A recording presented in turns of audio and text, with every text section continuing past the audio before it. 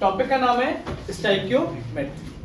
अपने 12th class का topic नहीं है, टॉपिक कहाँ का ये 11th का, इसलिए जो आपको नोट्स मिले होंगे उनमें टॉपिक है भी नहीं। इसमें जरूरी चीजें जो आपको है वो आप लोगों को लिखनी है, नोट्स प्रिपेयर करना है, ठीक है। स्टोइकियोमेट्री का मतलब क्या है? मतलब है किसी बैलेंस्ड केमिकल इक्वेशन में किसी नोन क्वांटिटी जो आपको पता है उसकी मदद से किसी अननोन क्वांटिटी को पता करना, इसको क्या कहते हैं अपन? स्टोइकियोमेट्री। देखिए सुनिएगा, एक रिएक्शन में लिख रहा हूं, रिएक्शन है N2 plus H2 gives NH3। ये आपने पहले भी सुनी पड़ी होगी।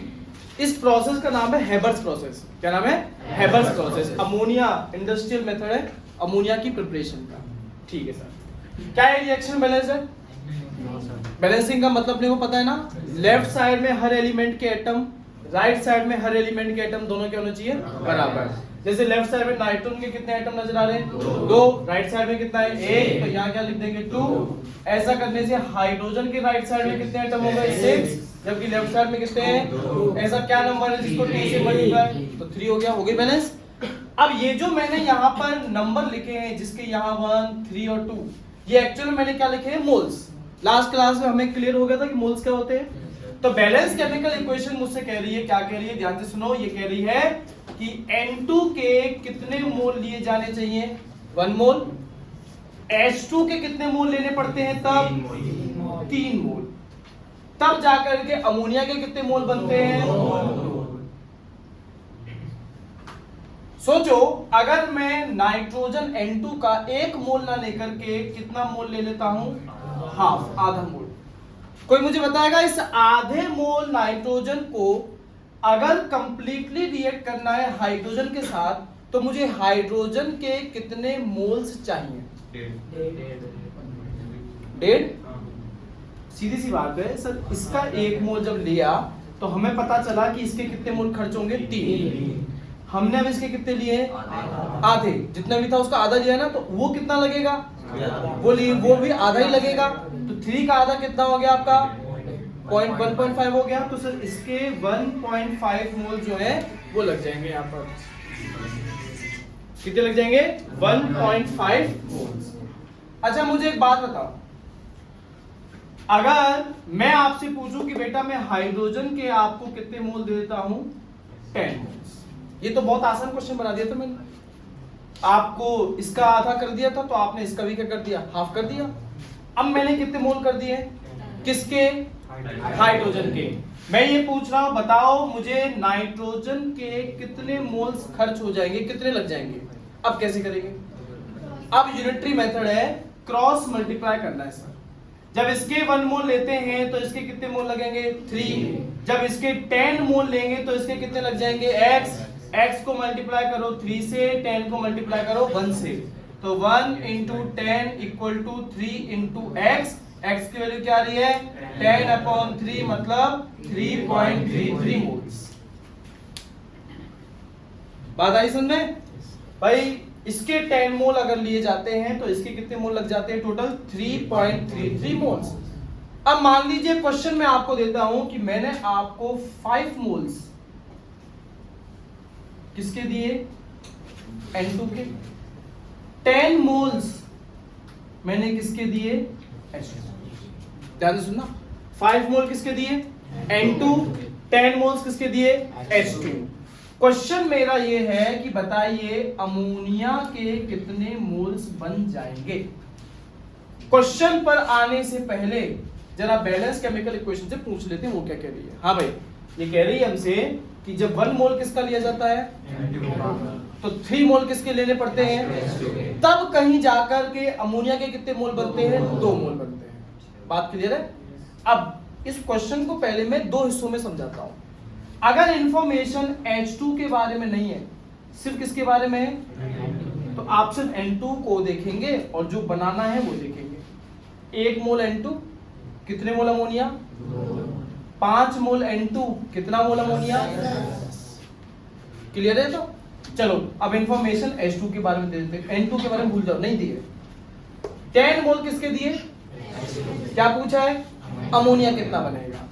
अब सीधी सी बात है, 3 मोल्स H2 के ले रहे हैं तो अमोनिया कितना बनता है? 2। तो अगर मैं 10 मोल्स H2 के लूंगा तो अमोनिया कितना बनेगा? क्रॉस मल्टीप्लाई करना आपको। तो इसके कितने मोल लिए गए हैं? 10 मोल्स। तो ये कितना बन रहा है? Y। आपको क्या करना है? Y को 3 से और 2 को 10 से। तो आपका टोटल जो Y आएगा वो आएगा 20/3। कितना आएगा? 6.66 मोल्स। पर अभी जो क्वेश्चन चल रहा है वो ऐसा है कि मैंने एक के बारे में इंफॉर्मेशन दी, एक के बारे में पूछा। ऐसी सेम मैंने जब दूसरा किया तो एक के बारे में इंफॉर्मेशन दी, एक के बारे में पूछा। पर अब क्वेश्चन में क्या आ गया है? दोनों। अब क्या आ गई है? इंफॉर्मेशन दोनों के बारे में आ गई है। अब आपको थोड़ा सा समझना पड़ेगा किसके बारे में? लिमिटिंग रिएजेंट के बारे में। ध्यान से सुनिएगा मैं क्या आपसे पूछ रहा हूं। ठीक है, एक स्कूल है, उस स्कूल में एक यूनिफॉर्म चल रही है। बॉयज की जो यूनिफॉर्म है वो ये है कि साहब बॉयज को ब्लैक कलर का ट्राउजर और व्हाइट कलर की शर्ट, मतलब वेटर बनाना बच्चों को। ठीक है, तो ये आपका ड्रेस कोड है बच्चों के लिए, स्टूडेंट्स के लिए, आपके जो बॉयज हैं उनके लिए। तो मान लीजिए स्कूल एकदम नया नया खुला है, एडमिशन हो रहे हैं। तो एडमिशन हुए कई बच्चों के, इस स्कूल में जो स्टॉक था वो ऐसा था कि उनके पास में 200 तो शर्ट थी, 100 क्या थे? ट्राउजर। ठीक है, बताओ कितने बच्चों को कल आप प्रॉपर यूनिफॉर्म में देखोगे? 100। भाई शर्ट कितनी थी? 200। पर फिर भी बच्चे प्रॉपर यूनिफॉर्म में सिर्फ कितने हो पाए? 100। क्यों? ट्राउजर जितने होने चाहिए थे उतने थे, उससे ज्यादा थे कि उससे कम थे? उससे कम थे। शर्ट जितनी होनी चाहिए थी उससे ज्यादा थी, उससे कम थी कि जितनी होनी चाहिए थी उतनी ही थी? उससे ज्यादा थी। तो दो तरह के रिएक्शन में भी रिएजेंट होते हैं, दो तरह के। एक जो लिमिटेड हो और एक जो एक्सेस में हो, जो लिमिट से ज्यादा हो। कितने बच्चे आएंगे कल यूनिफॉर्म में, ये किसने डिसाइड किया? जो ज्यादा था कि जो कम था? जो लिमिटेड था। तो एक बैलेंस केमिकल इक्वेशन में कौन होता है? जितने भी रिएक्टेंट हो उनमें से एक कौन होता है? Limiting reagent. जो जितना लिया जाना चाहिए उससे क्या लिया जाए? क्वेश्चन में कम मात्रा में, तो उसे क्या कहते हैं? Limiting reagent. जो लिमिट लगाता है किस पर? प्रोडक्ट पर। फॉर एग्जांपल इस क्वेश्चन की बात करते हैं, 5 moles N2 10 moles H2। Balance chemical equation क्या कहती है? 1 मोल N2 का सफिशिएंट है 3 मोल्स H2 के साथ रिएक्ट करने के लिए। तो अगर मान लीजिए मैंने जो कितने नाइट्रोजन के मोल्स दिए गए? 5। इसका कितना टाइम्स कर दिया मैंने? 5 टाइम्स।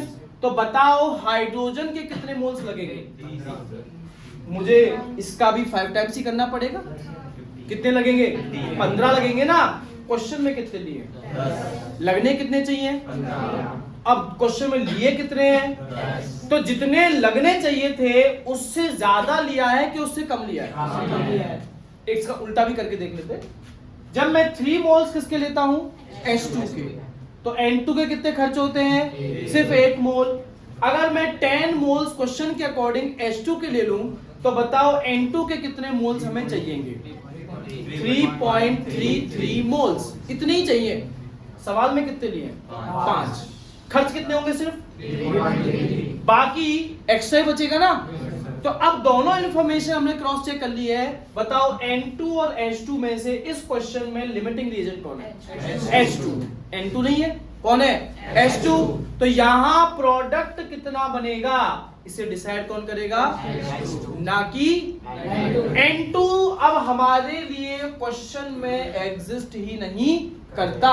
अब हम सीधा सीधा क्वेश्चन को पकड़ेंगे यहां से कि सर अगर मुझे पता लग गया है H2 क्या है, लिमिटिंग रिएजेंट, तो बैलेंस केमिकल इक्वेशन के अकॉर्डिंग 3 मोल्स किसके लिए जाए?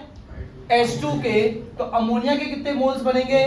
2 मोल। और अगर ये लिमिटिंग रिएजेंट है तो 10 मोल्स अगर मैं क्या ले लेता हूं? H2, तो कितना मोल बन जाएगा अमोनिया? आंसर कितना है? 6.66 मोल्स। बात आई समझ में? इसको जरा और आसान कर देते हैं, एक आसान केमिकल इक्वेशन लिख के C+O2 gives CO2। बताइए यहाँ कार्बन के कितने मोल्स हैं? सर 1 मोल है। O2 ऑक्सीजन गैस के कितने मोल्स हैं सर? इसका भी 1 मोल है। अच्छा CO2 के कितने मोल बन रहे हैं सर? इसका भी 1 ही मोल बन रहा है। अब मैं आपको क्वेश्चन देता हूं कि देखो यहां दोनों बराबर है, एक और एक ट्राउजर एक शर्ट, तब जाकर के एक पूरा बच्चा किसमें आया? यूनिफॉर्म में। अब मान लो क्वेश्चन आ गया कि बताइए अगर अपने पास में 10 मोल्स किसके हो? कार्बन। ट्राउजर कितने? 10 है। बताओ शर्ट कितनी लगेंगी? 10 लगेंगी।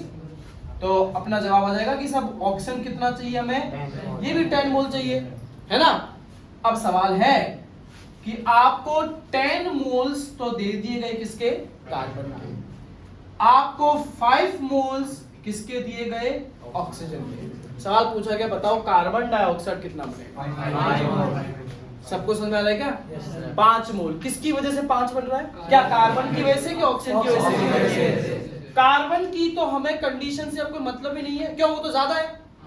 ज्यादा से हमें मतलब ही नहीं, क्योंकि सब जो कम पढ़ने वाला है वही बताएगा प्रोडक्ट कितना बनेगा। तो यहाँ कौन है? ऑक्सीजन। तो स्टोइकियोमेट्री के बेसिस पर क्वेश्चन इसी तरह के आते हैं। अच्छा अब एक बात बताओ, मैं मोल्स की जगह अगर मैं आपको ग्राम दे दूं तो क्या आप सवाल सॉल्व कर सकते हो? आपने मोल का फॉर्मूला पढ़ा है। ये मोल्स का क्या फॉर्मूला होता है? गिवन मास, जिसकी यूनिट क्या होती है? ग्राम। अपॉन में क्या होता है? मोलर मास, जिसकी यूनिट ग्राम पर मोल। तो बेटा अगर मैं तुमको H2 का फॉर्मूला बताता हूं तो इसका मतलब मैं तुम्हें उसका मोलर मास इनडायरेक्टली बता चुका हूं। मैं क्वेश्चन में अगर उसके क्या बता देता हूं, तुमको मोल्स बता देता हूं, तो क्या आप ये नहीं बता सकते कि उसका मास कितना है ना। अब इसी इंफॉर्मेशन को हम कन्वर्ट कर देते हैं ग्राम में। हाँ जी बताइए, इसका 1 मोल है, कितना ग्राम? 1 मोल है। N2 का मोलर मास बताओ फटाफट। 28। 1 से मल्टीप्लाई कितना मास आएगा? 28 ग्राम। ठीक है। H2 के कितने मोल है? 3। बताओ कितना मास? गिवन मास 6 ग्राम। अमोनिया के कितने मोल है? बताओ गिवन मास कितना हो जाएगा? 4 ग्राम।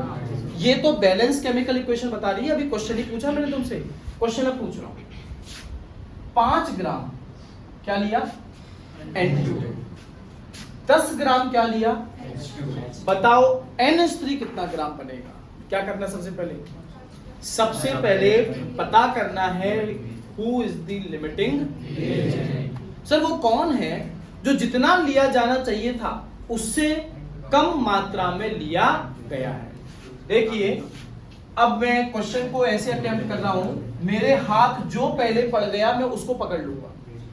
मेरे हाथ में पहले कौन पड़ा है? N2। तो मैं सिर्फ N2 जो है उसकी बात करूंगा। बैलेंस केमिकल इक्वेशन कहती है 28 ग्राम जब क्या लिया जाता है? N2। तो हाइड्रोजन कितना ग्राम लग जाता है? 6 ग्राम लग जाता है H2। मेरे हाथ में पहले कौन पड़ा है? नाइट्रोजन। मैं यहां लिख रहा हूं अगर मैं 5 ग्राम क्या लूंगा? N2। तो मैं ये सबसे पहले पता करने चाह रहा हूं कि हाइड्रोजन कितना ग्राम लग जाएगा। अगर इसे हम लोग क्रॉस मल्टीप्लाई कर दें तो x की वैल्यू आ जाएगी 6 × 5 अपॉन 28, 30/28। लगभग आंसर 1 पॉइंट समथिंग आएगा। सब समझ रहे हो? तो कितना हाइड्रोजन खर्च होगा? सिर्फ 1 पॉइंट समथिंग ग्राम। सवाल में कितना लिया गया है? खर्च सिर्फ उसमें से 1 ग्राम ही लगभग होगा। लिया कितना है? तो बताओ हाइड्रोजन यहाँ लिमिटिंग रिएजेंट है कि एक्सेस रिएजेंट है? तो लिमिटिंग रिएजेंट कौन हुआ? N2 हुआ। तो यहां से क्लियर कट पता लग गया कि सब लिमिटिंग रिएजेंट N2 है। N2 बताएगा तुम्हें कि प्रोडक्ट कितना बनेगा। अब भैया मेरे लिए H2 का कोई वजूद ही नहीं है ही नहीं सर। तो मैं सीधा अपने क्वेश्चन पर आया हूं कि सर अगर मैं 28 ग्राम किसका ले लूं? N2 का। बताइए अमोनिया कितना बन रहा है? 34 ग्राम बनता है अमोनिया। तो आप क्वेश्चन के अकॉर्डिंग अगर मैं 5 ग्राम क्या ले लेता हूं? N2। तो बताइए कितना ग्राम अमोनिया बनेगा? Y की वैल्यू आ जाएगी 34 × 5 अपॉन 28। सॉल्व हो जाएगा कि नहीं? सॉल्व हो जाएगा। तो आपको ये टॉपिक क्यों समझाया जा रहा है? इसलिए समझाया जा रहा है क्योंकि क्या इस टॉपिक में मोल्स इन्वॉल्व है? मोल से गिवन मास निकालना इन्वॉल्व है। तो आपको कल को बिल्कुल आप देखेंगे नेक्स्ट क्लास में आपके सामने इस तरह का एक क्वेश्चन डीपीपी में करवाया जाएगा। जिसके अंदर आपको ये जरूरत महसूस होगी कि सर बैलेंस्ड केमिकल इक्वेशन में अगर इसका इतना ग्राम ले लिया गया है तो दूसरे का कितना ग्राम हमें लेना पड़ेगा। ये आपके 12th बोर्ड में एकमात्र आपकी एनसीईआरटी का क्वेश्चन होगा जिसमें आपको स्टाइकियोमेट्री की जरूरत पड़ेगी। पर टॉपिक आपका 11th क्लास से आ रहा है, कंपटीशन में बिल्कुल आपके काम का है। टॉपिक क्लियर है कि नहीं है? सबसे पहला काम क्या है? इक्वेशन को क्या करो? बैलेंस। अब उस बैलेंस केमिकल इक्वेशन से मैंने मोल्स की इंफॉर्मेशन भी लिखी, उन्हीं मोल्स को मैंने ग्राम मास में भी कन्वर्ट करके मास की भी इंफॉर्मेशन मैंने ले ली। अब अगर क्वेश्चन में कोई मुझसे बोलता है कि इसका फलाना ग्राम है तो बताओ ये कितना लगेगा, मैं निकाल दूंगा। इसका फलाना ग्राम है तो बताओ ये कितना लगेगा, मैं निकाल दूंगा। कहेगा इसका फलाना ग्राम है तो ये कितना बनेगा, मैं आराम से निकाल दूंगा, क्रॉस मल्टीप्लाई करना हो अब तक। इसका फलाना ग्राम है तो ये कितना बनेगा, अभी भी क्रॉस मल्टीप्लाई करके निकाल दूंगा। पर जब वो कह दे इन दोनों का इतना इतना ग्राम, दोनों का, अब मुझे पहले क्या पता करना पड़ेगा? Limiting reason. लिमिटिंग रीजन क्या है सर? वो स्पीसीज जो रिएक्शन में पूरी खत्म हो जाएगी। सीधी सी बात है, खत्म वो होगी जो जितनी ली जानी चाहिए उससे ज्यादा ली जाए कि उससे कम? उससे कम। तो अब प्रोडक्ट कितना बनेगा ये आपको कौन बताएगा? सिर्फ लिमिटिंग रीजन। तो आप दूसरे वाले को भूल जाओ, उसका कोई रोल नहीं है। अब आप सीधा सीधा लिमिटिंग रीजन को पकड़ के बता सकते हो कि बनने वाला प्रोडक्ट कितना ग्राम बनेगा। याद रहे, law of conservation of mass है। दोनों रिएजेंट की मासेस को अगर जोड़ो तो किसके मास के बराबर आता है? प्रोडक्ट। पर law of conservation of moles नहीं है कि सर इसका 1 मोल इसके 3 मोल तो जोड़ने पे 4 मोल आने चाहिए। 4 मोल नहीं आएंगे, मास आएगा बराबर पर मोल्स बराबर नहीं आते हैं। बात समझ आ रही है? इस तरह का क्वेश्चन नेक्स्ट क्लास में जब आपको मोलैरिटी एक टॉपिक पढ़ाया जाएगा तो उसमें डीपीपी में ऐसा बिल्कुल क्वेश्चन आएगा जिसको हम लोग चॉकलेट प्रॉब्लम कहते हैं। चॉकलेट प्रॉब्लम क्या है? अगर आप में से कोई उसे सॉल्व कर दे तो आपको क्या मिलती है? चॉकलेट। तो उस तरह का क्वेश्चन में ये इस तरह के कॉन्सेप्ट जो है वो आपके लगने वाले हैं। चीटिंग नहीं होनी चाहिए, घर से कर लो तुम डीपी में से याद करके कि कल चॉकलेट लेंगे। बात है समझ में? तो ये टॉपिक आपके नोट्स का हिस्सा नहीं है। स्टाइकियोमेट्री आप लोग हेडिंग बनाओ, stoichiometry.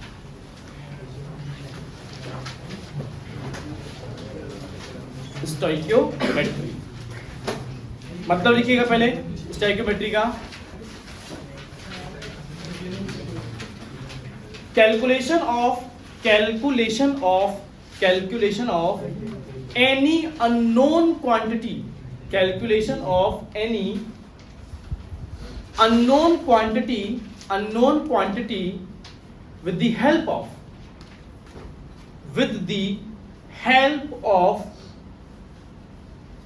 known quantities, with the help of known quantities in a balanced chemical equation, in a balanced chemical equation। इसे तो क्या कहते हैं अपन? स्टाइकियोमेट्री। ठीक है, फिर आप 2 डेफिनेशन लिखो। पहली लिखिएगा लिमिटिंग रिएजेंट। पहली डेफिनेशन है लिमिटिंग रिएजेंट। लिमिटिंग रिएजेंट लिखिएगा द रिएजेंट मतलब रिएक्टेंट से है। The reagent which get completely consumed, the reagent which get completely consumed in a chemical equation, which limits the production of product is called limiting reagent। Which limits the production of product is called limiting reagent। दूसरी definition है excess EXCESS, excess reagent. the reagent which is taken more than required amount, more than required amount in a balanced chemical equation, in a balanced chemical equation is called excess reagent. फिर आप लिखो एक note, if information is given about only single reagent,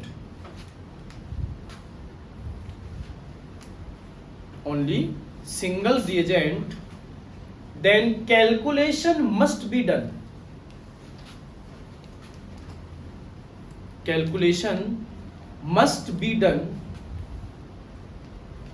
By unitary method, cross multiply आप जिसको कहते हैं, by unitary method without determining limiting reagent.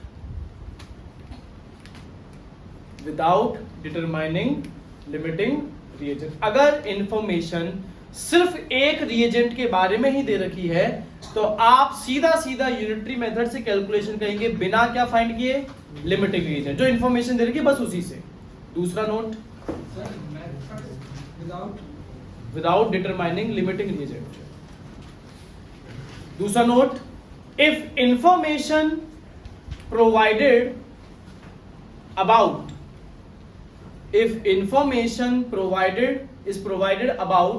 more than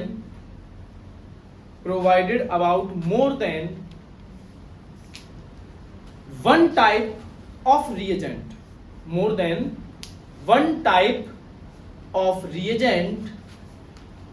then first of all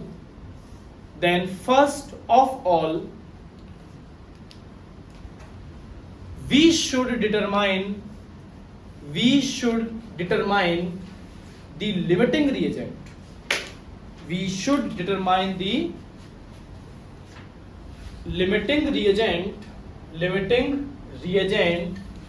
And after that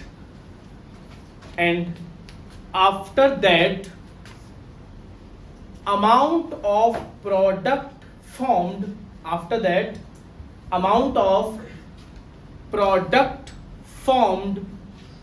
is calculated. Amount of product formed is calculated by unitary method.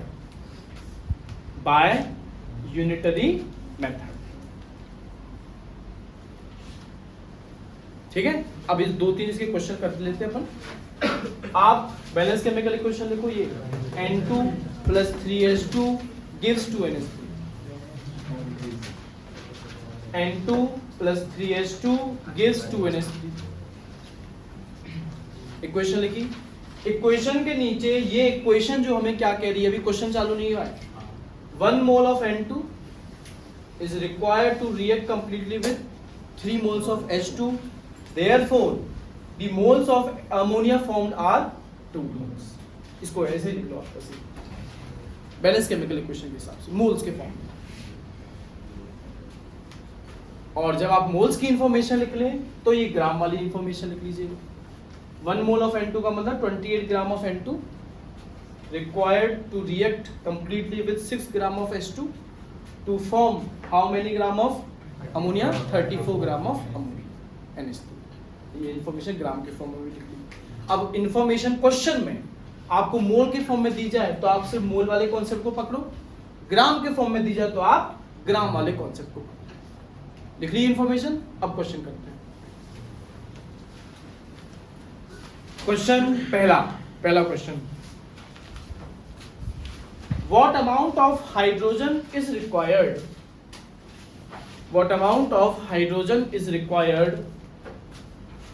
to react completely?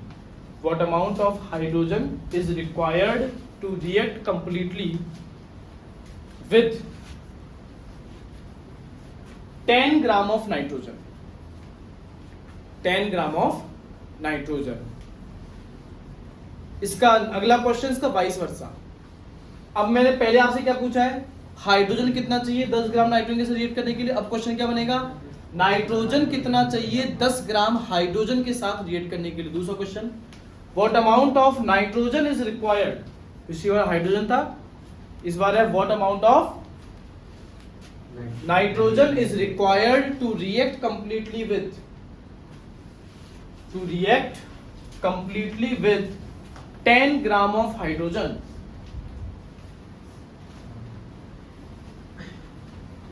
To react completely with 10 gram of hydrogen. तो पहले इन दो questions को हम लोग बना लेते हैं। जिन्हें समझ में आ गया वो सीधा करना चालू करें, जिन्हें नहीं समझ में आया वो एक बार और देख लें इस चीज को हम कैसे क्या कर रहे हैं। हाँ जी, फर्स्ट क्वेश्चन में किसका कितना ग्राम दे रखा है, 10 ग्राम क्या है। तो मैंने ग्राम में क्वेश्चन दिया तो इंफॉर्मेशन जो चाहिए वो भी ग्राम में ही चाहिए। तो मैंने इस मोल्स को ग्राम में लिख लिया कि सर 28 ग्राम N2 जब चाहिए तो 6 ग्राम किसका बनता है, H2 का। तो जब 10 ग्राम N2 अपने पास हो तो कितना ग्राम H2 बनेगा। हाँ जी, क्वेश्चन को एक बार फिर से ध्यान से देखो। क्या क्वेश्चन में इंफॉर्मेशन सिंगल रिएजेंट के बारे में है कि दोनों रिएजेंट के बारे में है? तो हमें कोई लिमिटिंग रिएजेंट फाइंड करने की जरूरत नहीं है। सिंपली यूनिटरी मेथड लगा करके हम कर देंगे यहाँ पर क्रॉस मल्टीप्लाई, x की वैल्यू हो जाएगी 60/28, 2 पॉइंट समथिंग आपका कुछ आंसर आ जाएगा। इसी तरह से इसका रिवर्स हमने सेकंड क्वेश्चन पूछा है। सेकंड क्वेश्चन में रिवर्स क्या कह रहा है, 28 ग्राम N2 जब लेते हैं तो 6 ग्राम क्या बनता है, H2। अब अगर 10 ग्राम क्या ले लिया जाए, H2, तो y ग्राम क्या बनेगा, N2। क्रॉस मल्टीप्लाई कर दें, y को 6 से 10 को इससे, तो y की वैल्यू अपनी कितनी आ जाएगी, 280/6। ये दो आपके आंसर है दोनों क्वेश्चन। इसको बोला लो फटाफट।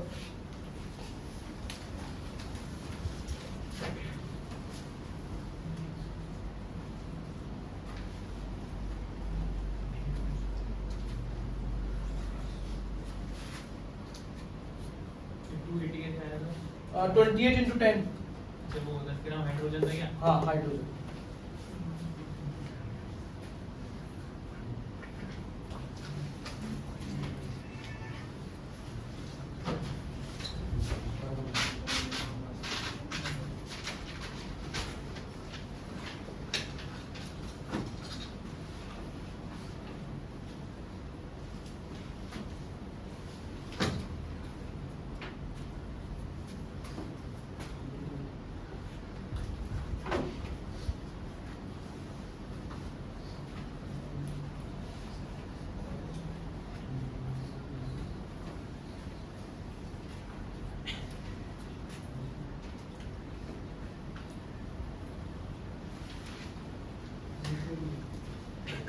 बनाया।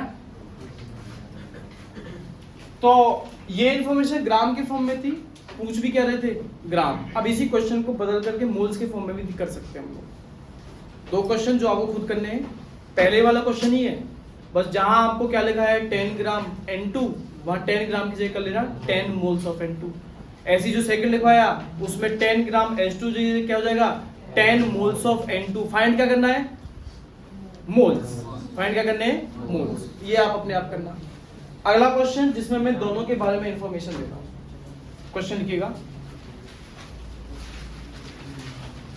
What amount of ammonia is formed, what amount of ammonia is formed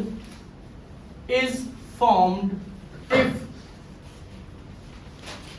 50 gram 50 if 50 gram of dihydrogen 50 gram of dihydrogen is allowed to react 50 gram of dihydrogen is allowed to react with 10 gram of dinitrogen.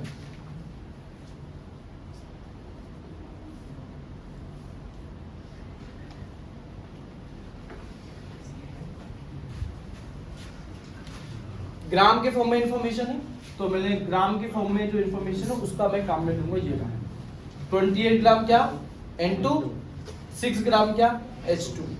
Question में मुझे क्या कह रहा है, 50 ग्राम क्या है H2। 10 ग्राम क्या है, मुझसे क्या पूछ रहा है, कितना बनेगा अमोनिया। तो अब क्या मुझे दोनों रिएजेंट के बारे में इंफॉर्मेशन दे रखी है, तो मैं पहले क्या फाइंड करूंगा, मेरे हाथ में जो पहले पड़ गया मैं उसको पकड़ूंगा।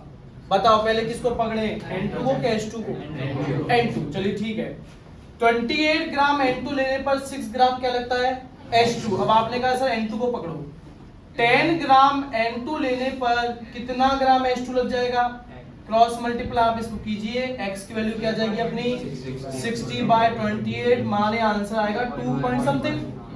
तो हाइड्रोजन कितना खर्च होगा, सिर्फ 2 पॉइंट समथिंग ग्राम होगा। सवाल में कितना लिया है 50 ग्राम।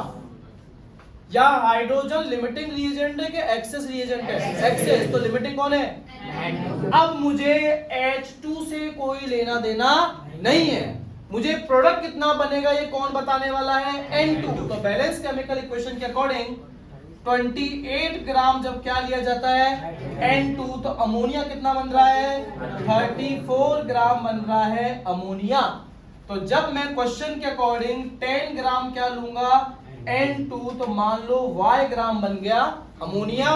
क्रॉस मल्टीप्लाई आप कर दीजिए, y की वैल्यू क्या आ जाएगी, y इक्वल टू 340/28।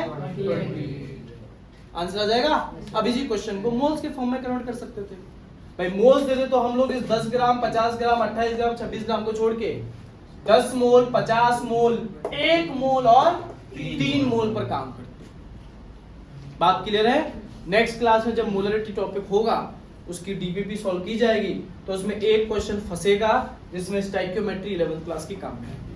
तब ये पूरा टॉपिक जो आपने पढ़ा ये आपका वहां पर काम लगेगा। क्लियर है, ठीक है।